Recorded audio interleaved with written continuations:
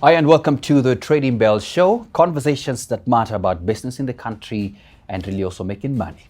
Now, we're here with a PS, Abubakar, Hassan Abubakar. He's been here about a year ago, and now we're here as well to just check up on him and also have a deeper discussion on the current bill that is about to be tabled in Parliament.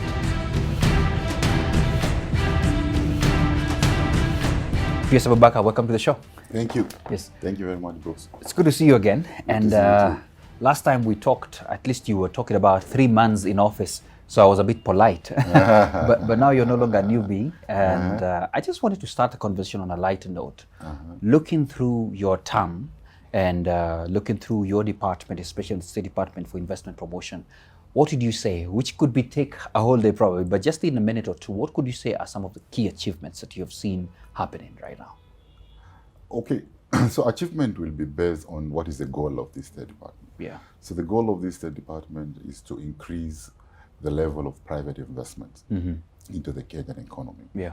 Whether it is a new investment or existing investment which needs to expand, whether it is a domestic investor or foreign investor, whether it is an investor who wants to invest in us or invest with us. Yeah. So with respect to that goal, I think the achievement is we have been able to double up our foreign direct investment. Okay. From you know that we had the lowest FDI ever in the Kenyan history was in 2021. Which we got around 450 million US dollars. So when His Excellency President came to office, it was pushed to 750 million US dollars as at 2022. But as at 2023, we managed to double it. Okay. Okay. So now we attracted 1.5 billion US dollars. Okay. So we are waiting for the 2024. We are hopeful that we'll double it again. So as far as foreign direct investment, we've been able to do good there. On domestic domestic investment, we before finance to credit to private sector investment as at CBK records. As at 2022, it was around 380 billion Kenyan shilling, but as at 2023, it was 480 billion shilling. So you can see an increase of around 100 billion Kenyan shilling. That is quantitatively, but qualitatively, His Excellency the President has really helped us in profiling this country out there. He has positioned us put us in the global map, and we've been able to get good rankings. For example, the FDI Intelligence has rated Kenya #1 in Africa in 2024 in terms of a country with the greatest investment momentum. Bloomberg rated Kenya as the Singapore of Africa. But most importantly, what His Excellency the President has managed to do, he has made, in this 1 year, he has made Kenya to be a startup hub.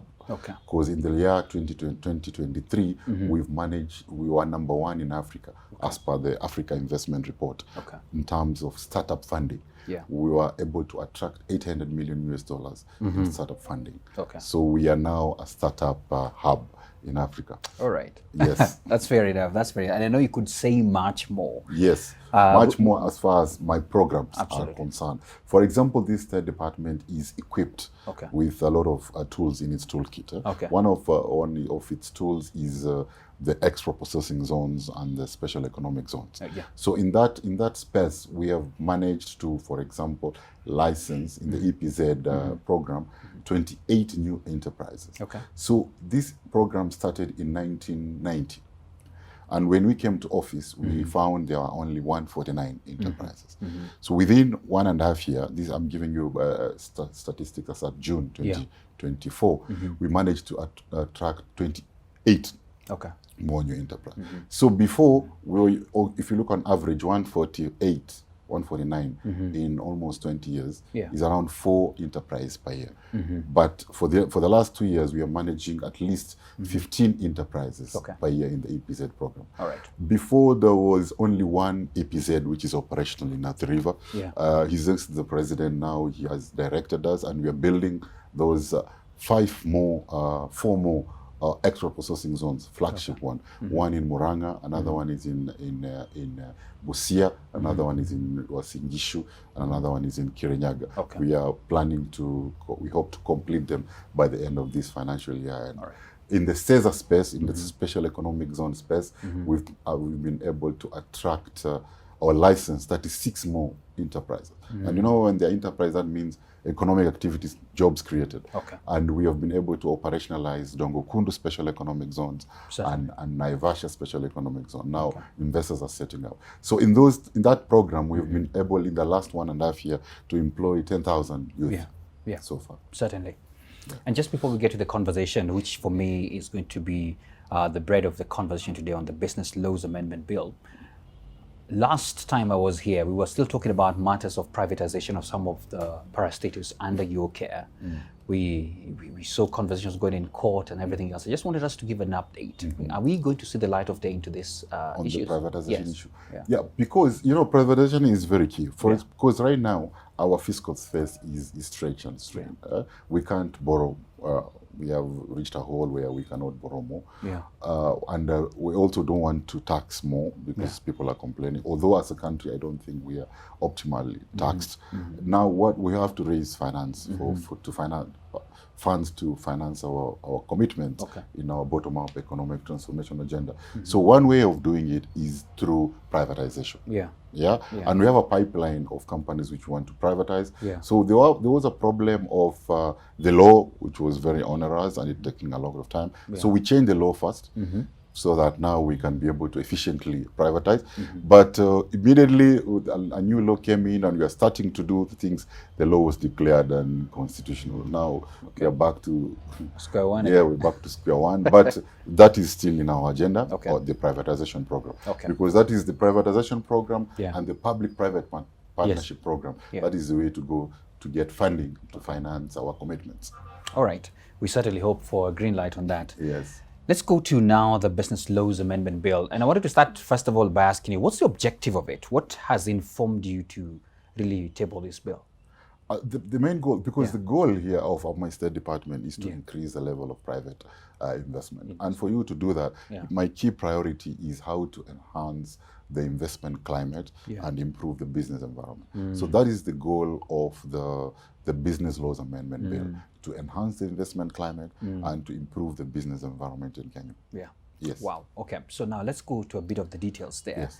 So how will these proposed changes, if you may actually even mention a few of them, how are these changes to the Investment Promotional Act, streamlining investment and transparency? So before I go to that, so one of our tools in our toolkit, I had talked about incentivized economic zone, but I also have a whole unit here called Business Reform Transformation Unit, and its objective is basically to continuously engage the private sector to identify challenges to be addressed and opportunities to be unlocked. So when we came to office, the first thing we did was asking all the private sector to submit to us their written submission on what they think needs to be done. They did that, and they're culminating to the finance bill of 2023. All right. Okay, then after that, the cabinet made a decision and came up with a standing committee, and we are directed to come up with a business reform action plan development committee, which is composed of all the CEOs of private sector associations to come together, so that, you know, sometimes a private sector can tell you this is a challenge to this person. As you are reacting, it's affecting another person. So we were told to put all of them together so that we can discuss the things comprehensively. So that is what we did, culminating to the finance bill of 2024, which was withdrawn. So then we decided to re-engage the private sector again. And this time we had to go to the new dailies, and we had a whole week with private sector, culminating to now this Business Laws Amendment Bill. So this bill, basically, it amends, it's an omnibus bill. It amends like 18 sections, 18 pieces of legislation, and it has around 57 clauses. And the main objective of that bill is in fourfolds. One, we want to promote investment in certain areas, and we are going to discuss about it. But not only promote, but also protect existing investment. We want to protect existing manufacturers Yeah. who have already invested within our legal framework and they need to be protected. Okay. And another one is on enhancement of our facilitation framework. And the fourth one is on the where you are good at the financial market space, because we are trying to strengthen the safeness and soundness of financial institutions, especially banks. So now we can drill down. All right. Let's start with the investment part of it, where you really want to streamline investment and promote investment. What are you hoping to achieve with it? So when we promote investment out there, and these people are attracted, mostly mainly foreign investors, what they want is a focal point. Where is the point of entry? Right? And they don't want multiple entry points to Kenya. But right now in our system, foreign investors, they get in through many places and they get facilitated. So they say they wanted a focal point because these foreign investors, they either get misguided or they get conned sometimes. You're right. So what we have said in that bill is that all or any person who engages in the business of facilitating foreign investors, they need to be accredited. We want them to be partners with us so that we can enhance the standard and at least we can have the traceability of who touched this investor, blah, blah, blah. You get, so that is the first amendment we've done to accredit the facilitators of foreign investors.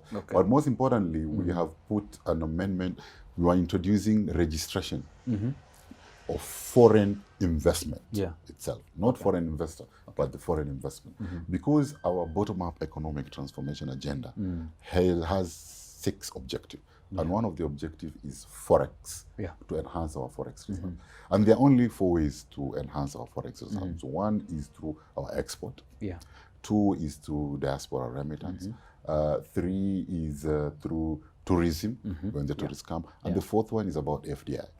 So, but when we look at the FDI, we an overview of the FDI in Kenya, we cannot get reliable data for macroeconomic planning and evidence-based policy intervention. Right? We have to do actually a survey to confirm the level of FDI into this country. So we are introducing that so that we can be able to register all foreign investment to be registered. Okay, thank you so much for that.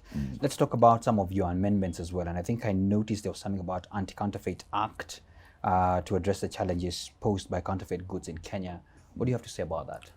Okay, so I'd say one of the objectives was to promote the manufacturers, existing investors, right? Yes. So manufacturers, we are protecting them through 3 ways. One, what the manufacturers are saying, as you are aware, the level of manufacturing as a percentage of GDP has really gone down. And we are assessed what are the causes. What's happening? So there are many things, from cost of production to many other things.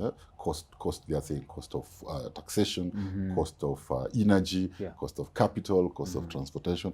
But most importantly, any business, the most important risk is the market risk. When I produce, where can I sell? Okay, so these current manufacturers who have invested in Kenya under the existing framework, right? They are saying we cannot sell into the Kenyan market because of cheap imports. Right? Because of counterfeited products, fake products, because of substandard imported products. So we now want to, what we have done into this law, we want to protect them from those. So that's why now we have introduced import levy for finished goods which are being manufactured in Kenya, because we want to be a country of producers, countries of manufacturers. And the Excellency President is trying to subsidize production, to incentivize manufacturing, so that we can be more of producing rather than consuming. We don't want to be a country of consumerism. So we are introducing levies to finish goods on goods which are being produced in Kenya to the required quantities and quality. We are also protecting the current manufacturers from counterfeit products and substandard products. So in this bill, we are enhancing, or we are strengthening the capacity of Anti-Counterfeit Authority and KEBS to ensure that the local manufacturers are protected.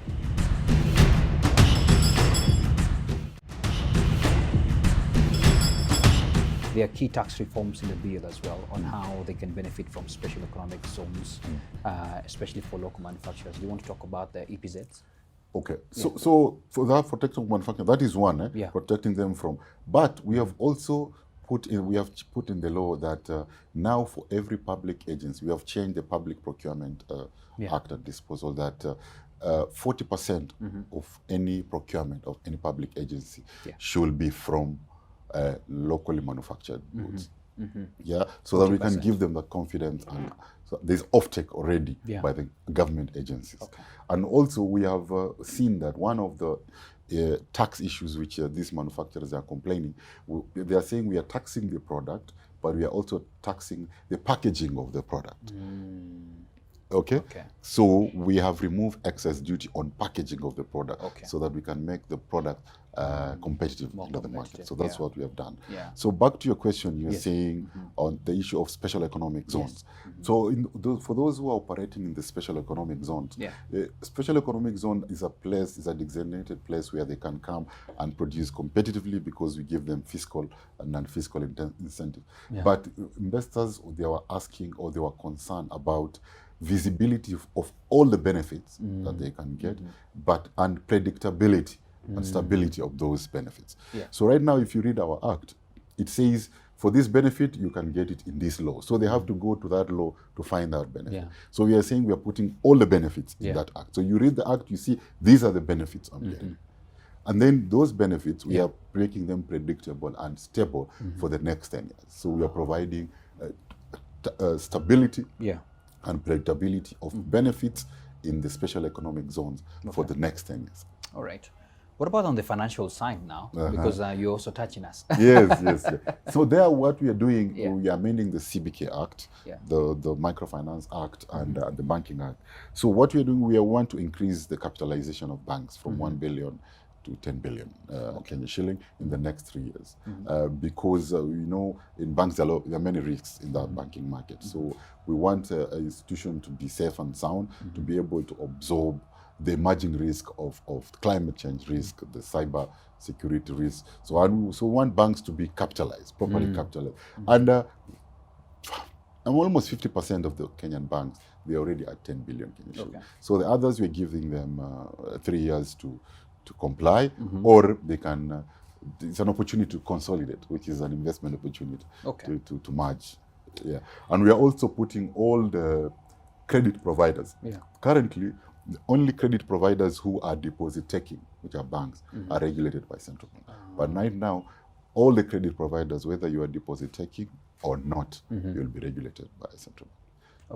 So that we can protect the borrower in terms of the correct information which he's getting, and if he's defaulting, there is a proper due process followed to recover. So just for the sake of clarity, especially for investors who could be watching this show and they're saying, okay, I love the conversation and what's going down. Are we telling any investor who's watching that if this becomes an act and the law in this country, it will be very simple, seamless for you, one-stop shop to come sit up and go? Very, very seamless, because one of the other provision in that, what we are amending in the Kenya investment law is we are anchoring the one-stop shop in law, right? And we are not calling it one-stop shop because investors, they don't ask where to stop. When they come in, they ask where to start, and where to go. So we are renaming it to be a one-start, one-go center at Kenya Investment Authority, where we are having, at least to start with, 20 government agencies. They are just located in one place to help investors navigate through the approval and regulatory process. As we come to a close, I have 2 more questions. And one is just, a lot of your work, I feel, is more of PR for the country, and so perception and everything else. And I'm sure in your trips, and I've seen you've been going a lot, remarketing the country, there's a lot of sentiments that you get there. And here in the house as well, at home, we've been having our own issues here and there. And I wanted to ask you, from a business point of view and investor point of view, what is the perception? How are we being perceived as a safe place for investment? I think investors out there, foreign investors in particular, they are very bullish. And their outlook of Kenya is very bullish. And they really want to invest in this country. What we just need is just to organize ourselves, put ourselves in the right setup, because they are already attracted. What we just need is to package the opportunity Okay. to be investor ready and investment grade, and some projects to be bankable, and then we do a proper investor targeting, and investment will be flowing. Okay. Money is looking for Kenya Okay. because it's the gateway. They believe in every country in the world. They always have an Africa relationship.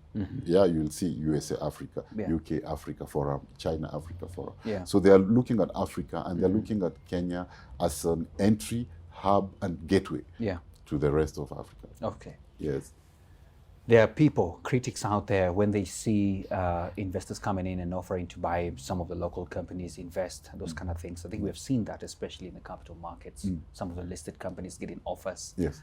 And people are wondering, is the government still in touch? Are they about to throw us out? You know, there are questions like that, sentiments out there.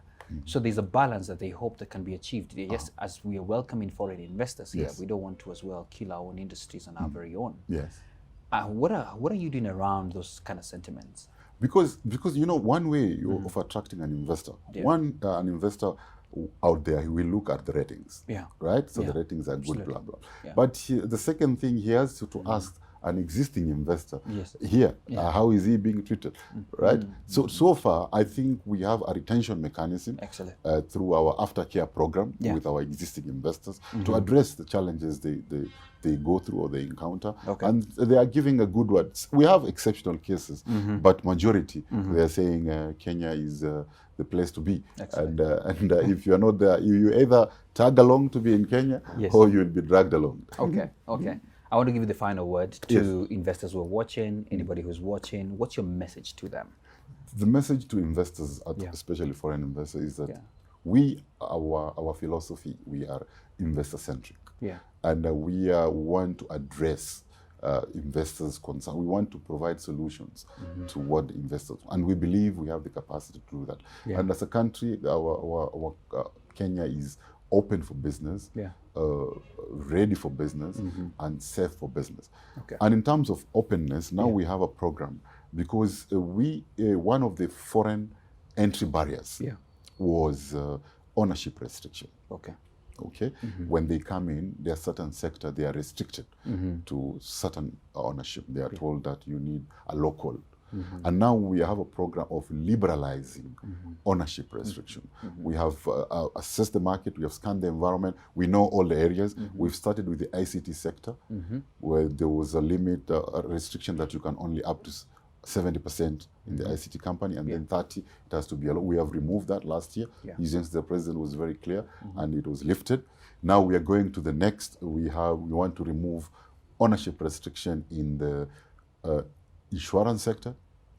We want to remove foreign ownership restriction in the engineering sector, in the mining sector, so that when we are saying we are open, we mean business. We are really open for investment. Abubakar. Yes. Anybody who's watching this conversation from the capital markets Yes.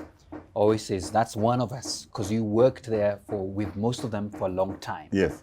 One question to you is this. Yes. Do we have some green light or light at the end of the tunnel when it comes to listings happening from the public sector? Yes, because the government itself, in our privatization program, we want to exit some of the companies to the capital market so that we can deepen the market. So we have done two things. First, we have come up with Kenya Mortgage Refinance, where we are giving capital to banks at a lower interest rate so that they can give onward to the hustlers.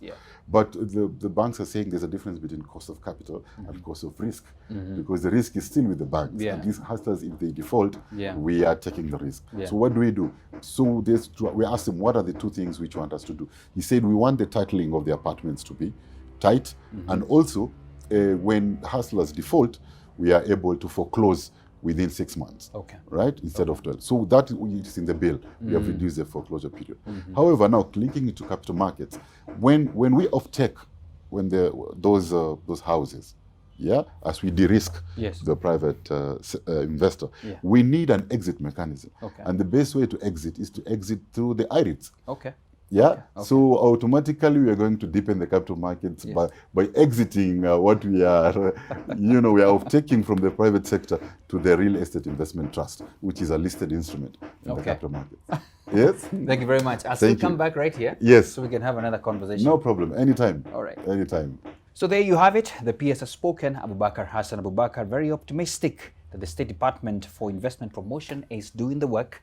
And soon enough, once I come back here, we shall have a different conversation of the progress that they have made. We are just here to watch and wait and keep them accountable.